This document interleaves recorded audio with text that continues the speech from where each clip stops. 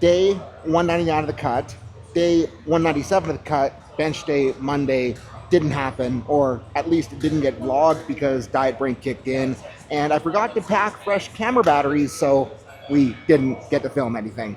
And I mean, obviously not stoked with that, but not the biggest loss because it wasn't the most spectacular training session anyways.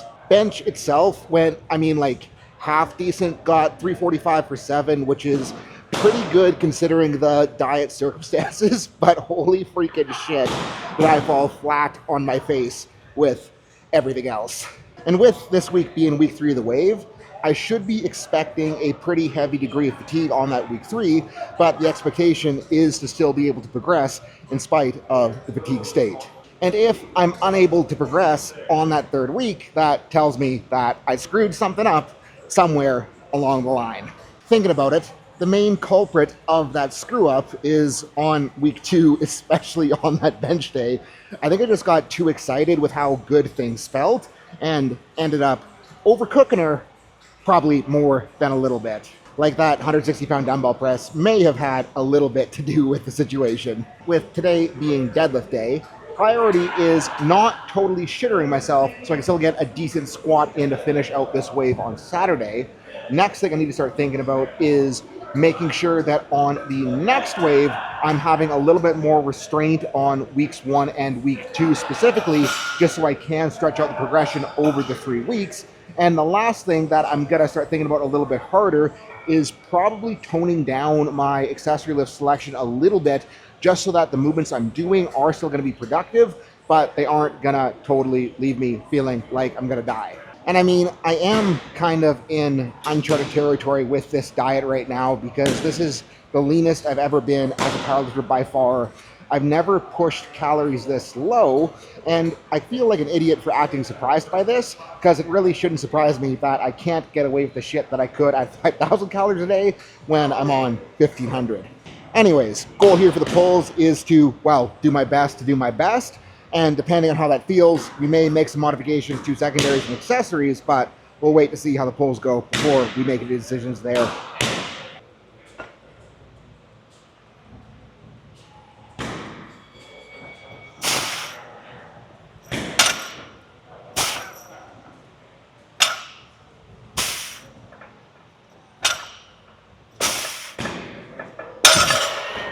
And 2 feels enough like 2 that I think we're going to be okay so far.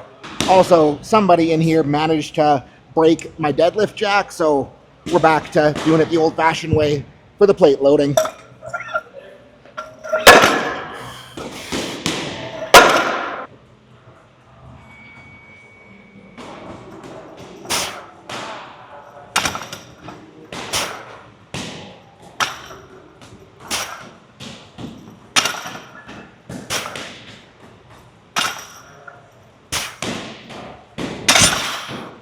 And I have no idea why, but for some reason I didn't pump with 2 plates.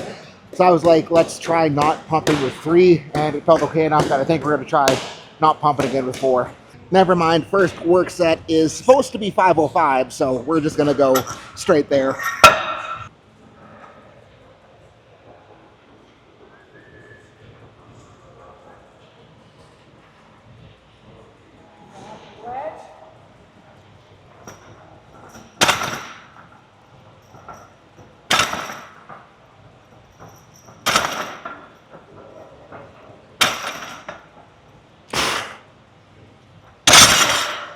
Might be able to get away with being a no pump chump.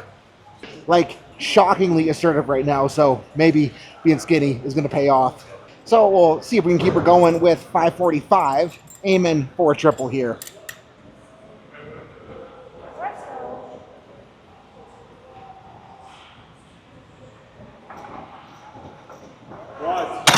Fucking grip was off.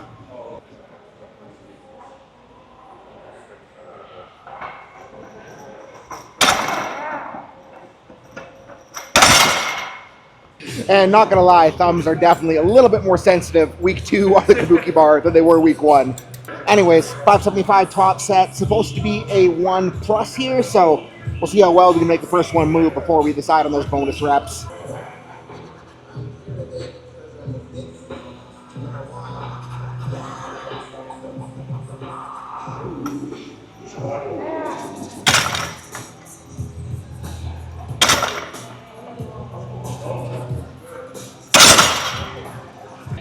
And yeah, definitely could have kept going, but trying to be mindful of what I talked about at the beginning of the video because we want to be able to keep building some momentum through the rest of this cut. And if there's one thing that I'm really good at, it's figuring out how to take a lifter whose progress has been stalled out and getting them to make better progress than they ever have, no matter the circumstances. How do we do that? We coach them so they have a solid technical base and then ensure their programming set up so they're prioritizing the right secondary and accessory movements for their weak points so they can build up strength where they need it and ensure that they have the tissue tolerance and control so they can stay healthy to make progress for the long haul. So if you're sick of being stuck in your training, hit the link below, join the team, and we will make you a better lifter. Because we still got to crank on some stiffs and starting at 4 plates because Darrell is still doing his work sets. I don't want to unload too many plates and load them back up. So we'll see if this was a bad choice or not.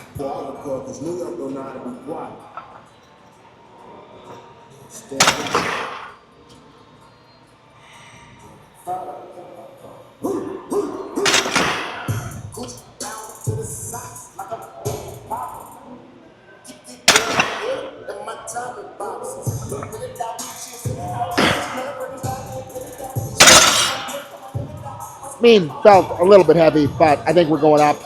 And thinking about it, because we did leave so much in the tank on the real deadlifts, I think we're going to be a little bit silly and load 535 here. So let's do our best to not look stupid for putting this on the bar.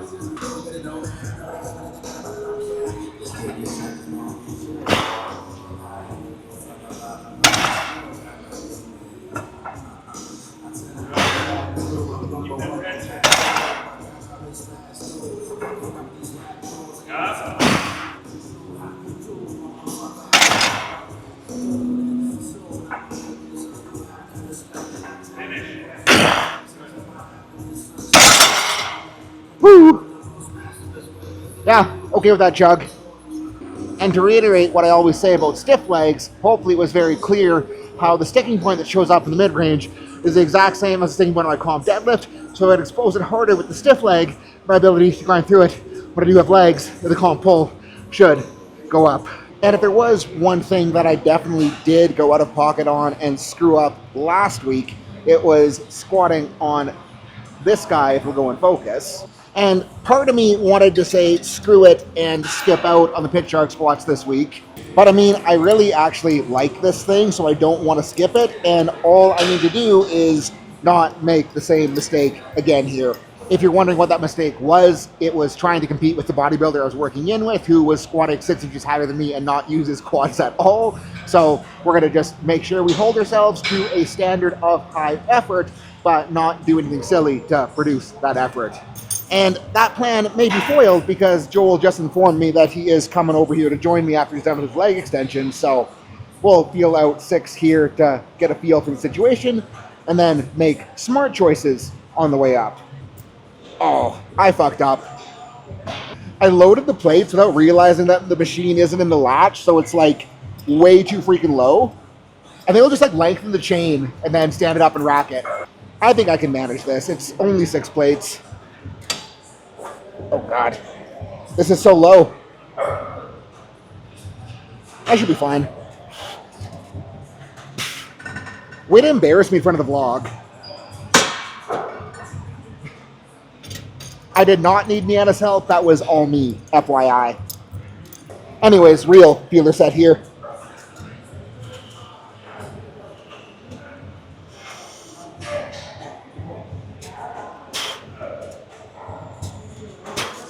Gotta drop the handles down because it's a little bit awkward, but feels pretty okay to go up. Okay, 8 plates loaded, handles dropped. Realizing my head might be out of frame, I can't really tell on the camera monitor with it this far away, but let's crank.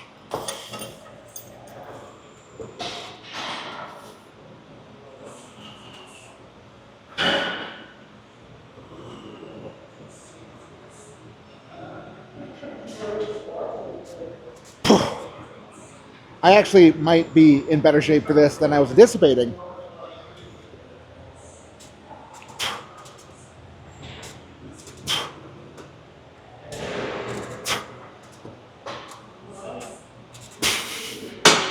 Yeah, I think we are definitely going up from here.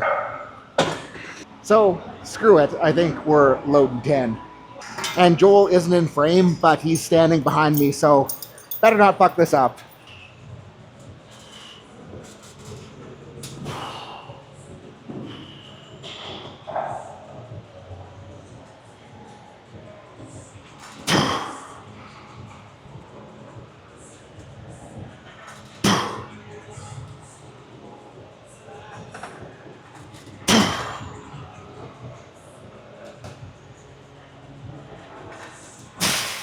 I think it must be just like skill acquisition from finally getting used to a belt squat, but this actually feels so much better than last week.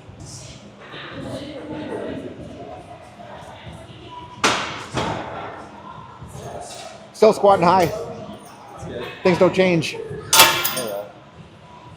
Grab another plate, so I guess we're going 11.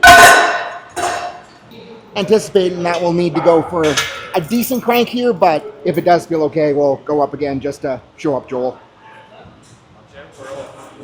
Just wait, you're going to load like 17? Oh, you're doing like 10 reps or 10 plates? Okay.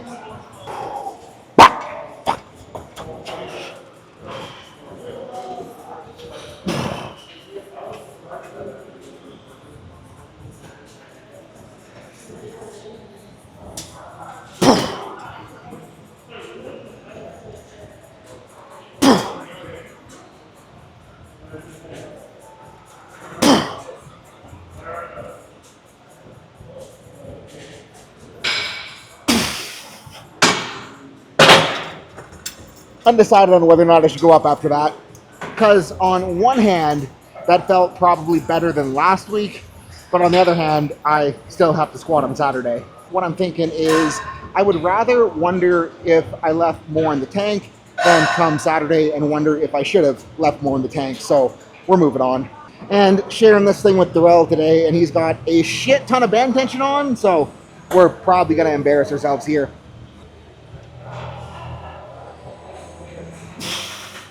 That's less bad than I was expecting.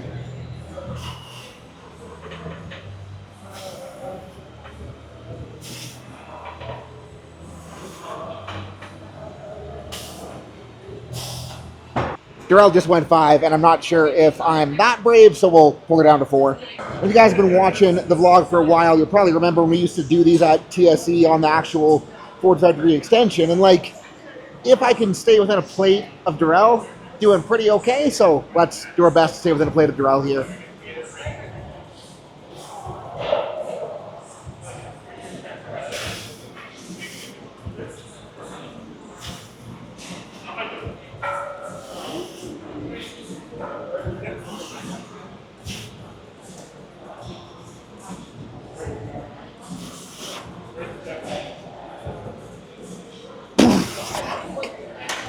That sucks so much.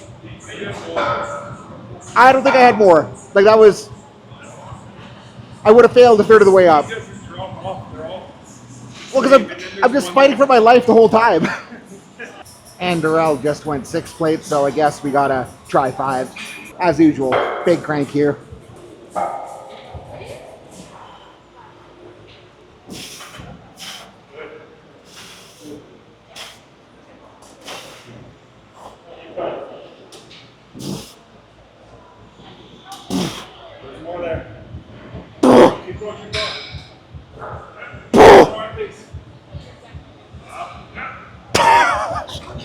That band sucks so freaking much. Like, what the... Good news, though, is that glutes are effectively very roasted. And plan for this slot was to run some loaded HG split squats, but with how I was feeling, I thought I'd be nice to myself and run some leg extensions. And I'll roll the tape on the leg extensions here, but the quads are freaking apparently cookered.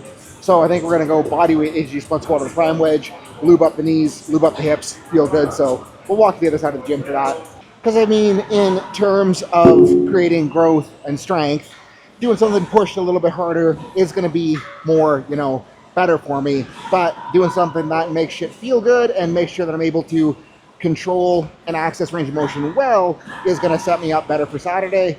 So if a leg extension is that shitty, I mean, we're going to be better off just getting some nice body weight feels and Probably not going to show all of these sets as I lose my balance because we're going to drive reps pretty high. Just going to kind of go until I get a pump. So when I stop being able to ramble, I'll cut the video. But apparently we're still rambling, so yeah. I guess I should probably cut it now. Also, realizing that the prime wedge is out of frame right now, but I kind of miss having this at home because it does make it so easy to run these. Because like normally on AG split squat, we are looking for that heel elevation so we can get into that front knee better. But having the heel down or being able to play off of it a little bit does make it a little bit easier to control in that range. And right knee being a little bit sticky, like we're finally getting into it half decently. So glad I made this call. There we go. I should probably cut it again. Move the wedge back so you can actually see it, but what I remembered, because it's been so long since I've done these, is if I'm doing the AG split here, it helps to have my foot on the edge so that my back leg is beside the wedge, just so that I can get a little bit further forward and not clonk my back knee on the back side of the wedge, because that doesn't feel the greatest.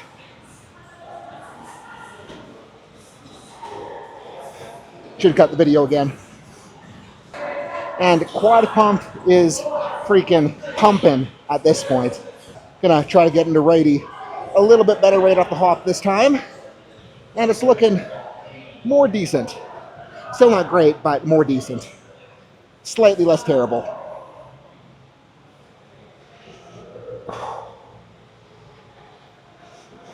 Very glad I made that call because that was juicy. And we're back over on this side of the gym for some upper back edge, and gonna give this row a try because the flexion row that I love so much is currently being used, and maybe not as much total flexion, but feels very nice, albeit a little bit light, which might not be a bad thing considering how we're feeling today.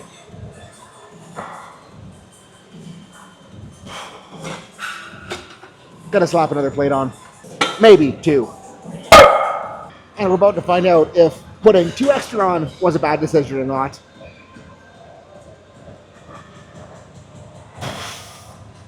Okay decision.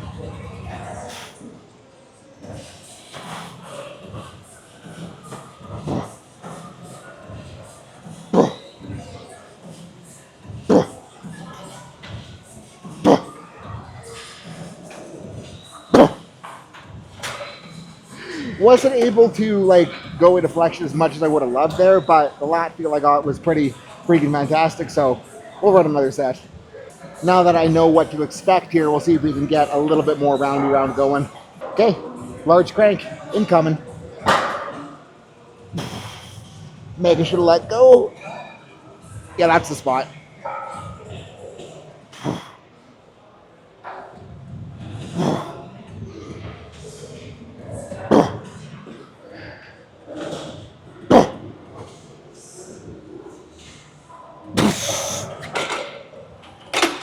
I kind of really suck at this row, which makes me want to use it more often. Because not being good at something means we got a great opportunity to work towards getting better at it, which is why I'm very excited to try to progress these GHR setups. But because the kettlebells here are limited to 50 pounds and the dumbbells are like half a mile away in this giant ass gym, gonna try to get a bit adventurous with the 15 pounder. A little bit nervous, so not gonna commit to the setup until we get to the bottom, but you guys might be in for a treat. Assuming that I don't actually rip my abs off here. That was terrible. In the best way possible. Oh, the pullover position loading's nasty. Even though I'm not able to really get that far overhead. Oh my goodness gracious.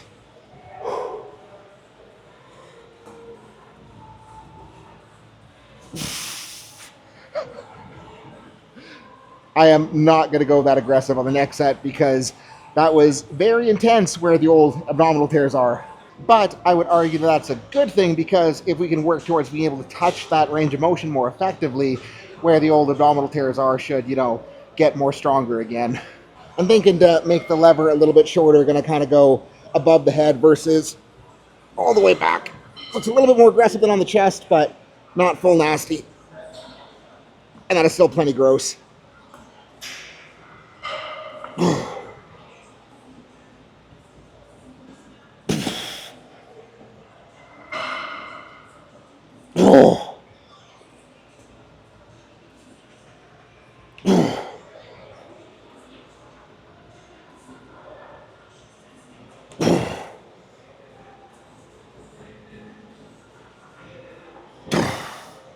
Freaking hate how weak this is right now, but there's only one way to make it less weak, which is actually training the thing if that isn't obvious enough. But off of how rough Monday session felt, and then how rough I felt through the day Tuesday, how rough I felt through the day today, so freaking relieved that I was able to do well in training today. And like, I don't think there's anything we didn't progress on other than modifying the ATG split squats to body weight for that more feel good intent. So I can be very happy walking into the gym with that in the logbook. And now that the week 3 is over on this day, gonna make some tweaks maybe to movement selection. I don't think I have to change too much on my lower body days so far based on how today went. We'll still see how Saturday goes to kind of get the full picture. I know that I definitely do need to be a little bit less aggressive on movement selection for my upper body days, particularly triceps. I think like running as many big tricep slots as I am right now with where calories are, like I just can't sustain it. And when I am, you know, when I was fat Seth, I could get away with that, but I could also just eat a pizza after every single bench day and just shuttle calories everywhere and, you know, have more energy to recover from, also more energy to be a fat fuck. So we're not going to be pulling that trigger again, but I think I can manage training better for where recovery is. And I am expecting that I should be able to get back to the same level of training tolerance when food does come back in. And man, oh man, right now I am freaking getting more and more excited for when food does come back in. And part of me wants to have a conversation with Justin where I ask about how much benefit I will have for the rebound by continuing to push this cut with where we are now. But then the other part of me knows that, you know, wanted to ask that is probably me just being a pansy and I should just suck it up and finish what I committed to, because we still do got a little bit of room to pull things out. So I think we'll just commit to it and keep pulling things out until Justin says that I'm okay to add food back in, because I want to be less fat, and being less fat is going to require me to do things that I previously was not willing to do. And sure as shit, I previously was not willing to train when in this level of holy shit, I'm dying feels. But I mean, we're still making it work. Got to do a little bit better on the upper body stuff, like I was saying. But yeah, anyways, that's what I got for today, guys. Thank you so much for watching, and I will see you in the team.